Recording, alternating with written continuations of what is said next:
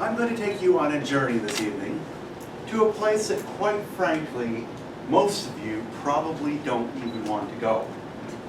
It's a place that women refuse to venture, and men come rushing out of, rubbing their freshly scrubbed hands. Yes, indeed, I'm going to take you on a tour of the men's washroom. And what are we going to do in there? While we're in the men's washroom, we are going to learn about urinal etiquette. What are you supposed to do and not do in the urinal is our topic. Quite frankly, it's part of the bro code. And if you don't understand it, if you don't know it, and you don't observe it, you're going to get that quizzical or angry look from somebody that says, bro, learn the code. Now I can see some quizzical glances here, so I want to set 3 things straight off the top. Number 1, this is a virtual tour. Women are more than welcome to join. Number 2, there is very definitely an unspoken etiquette of where you're supposed to stand, what you're supposed to do and not do. And number 3 is that, stick with me here, the mind goes completely blank, even in an advanced Toastmasters. It's the pressure of the desk so close. Number 3 we'll skip, okay? Yes. We'll carry on. So we're going to cover a few areas here, but put your hands behind your back and follow me into the washroom. Close the door, close the door. Okay, we're going to cover 3 topics. Number 1 are the general guidelines of the washroom etiquette. And there's 4 points I'm going to make there. Number 2, I'm going to give you the more understood or observed things about where you're supposed to stand, which urinal you're supposed to take specifically. And then I'm going to give you a test. Is that good? Yeah.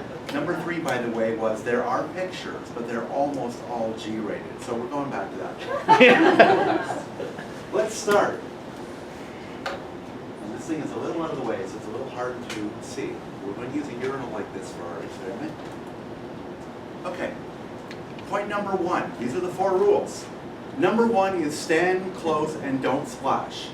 Guys, you better be able to relate to this because it's shorter than you think it is. Don't get it all wet.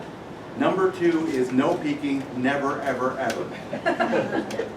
Number 3, no singing or, quite frankly, other really strange noises while you're in the washroom, well, at least at the urinal. And number 4, unless you know the person quite well, you should not be talking to them, and usually you're not allowed to talk when you're side by side at the urinal. If you're at the, if you're washing your hands, the other person's at the urinal, etc., it's okay. You think you've got the general rules? Okay, now comes the all-important positioning. Where are you supposed to stand? Which urinal do you pick? Well, there are some general guidelines here, but it's not a hard and fast rule. Rule number 1, if you're the first person in there, you're going to pick a urinal at the end. Left end, right end, whichever. If you're second or third in, you're always going to leave a space if there's any possible way. Distance is king. You always want to leave that space. In fact, if you had the choice, go to the very far end, away from everyone else. Next one is, you're going to consider the person who's next into the washroom as well, and if there's a way to leave extra space so that person doesn't have to stand beside you or someone else, then please do that. Number 4, if there are groups, and you have to stand beside one group or the other, try to even things out so it's this group and that group. But don't stand beside one person when there's a big open space, for example.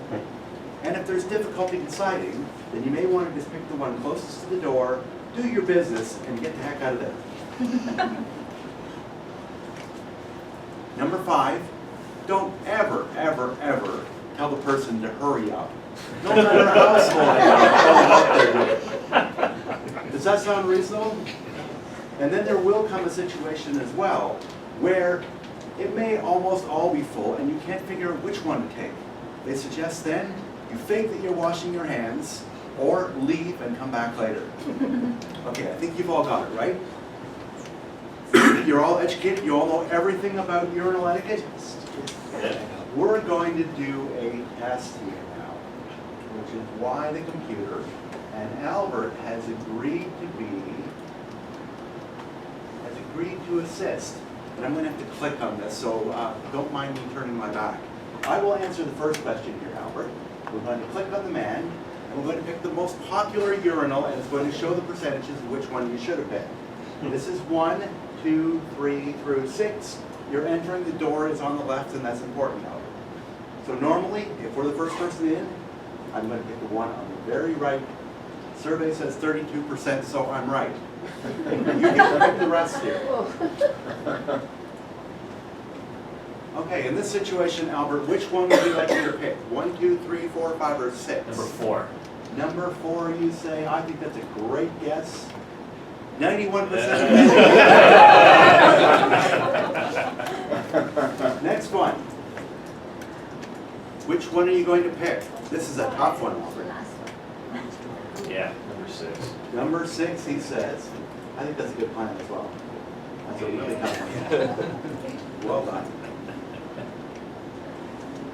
Did it go? Oh, it's giving you the same one again, is it not? No, it's not. Oh, it's a different one. It's a little different, Albert. Which one would you like this time? 5. 5? Okay, going risky. Oh! So in this case, close to the door, do your business, get out.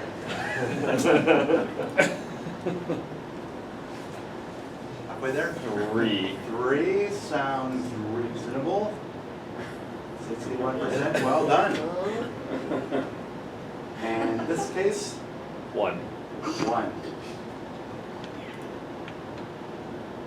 59%, well done.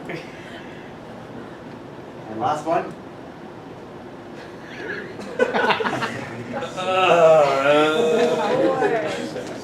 Pick one? 6. 6, okay, we picked 6. Hey. And your overall score, congratulations, Albert. B+. I don't think so. We had number 3 right there. It didn't give us an answer on that one, so I think we double-clicked in this one, but you did outstanding work there. Well done. Congratulations. So the thing that you should take away as a Toastmaster, male or female, is that there is a definite code of urinal etiquette. It is important to know the code, it is important to take that away, and it is important that you stand at the right place in the urinal. Otherwise, you may be the person that someone is staring at, as if to say, bro, learn the code. Toastmasters, thank you.